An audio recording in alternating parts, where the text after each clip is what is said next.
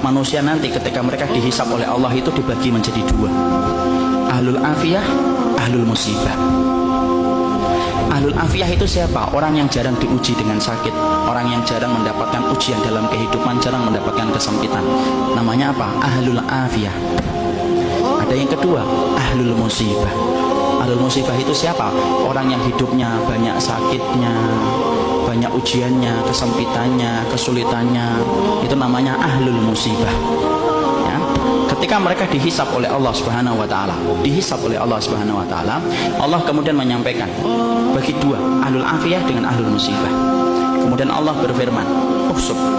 Hisab itu ahlul afiyah, ahlul musibah dulu. Ahlul musibah kemudian dihisab oleh Allah lebih dulu. Para malaikat menghitung satu persatu perbuatannya dan menghitung bagaimana ujian yang dia rasakan dalam hidup ketika bersabar. Kemudian para malaikat setelah mendapati semuanya selesai, mereka lapor sama Allah, "Ya Allah, ahlul musibah tidak tersisa dari dosanya kecuali sedikit, dan mereka mendapatkan pahala yang besar karena mereka bersabar atas segala musibah yang Kau berikan dalam kehidupan di dunia." Antum tahu? Allah kemudian berfirman, "Utuhum salasa." Kasih mereka tiga perkara: khairan, manzilah, dan afiyah. Khairan, beri mereka kebaikan. Kebaikan kalau di akhirat apa? Surga. Beri mereka yang kedua, manzilah. Manzilah itu apa? Tempat yang paling tinggi di surga. Tempat itu tidak bisa diperoleh dengan sholat, tempat itu tidak bisa diperoleh dengan sedekah, tempat itu tidak bisa diperoleh dengan haji dan umrah. Tempat itu hanya bisa diperoleh bagi orang yang mereka diuji oleh Allah dalam hidupnya dan dia bersabar. Dan yang ketiga, afiyah, kasih mereka kekuatan untuk menggantikan kekuatan yang aku ambil ketika aku menimpakan musibah kepada mereka.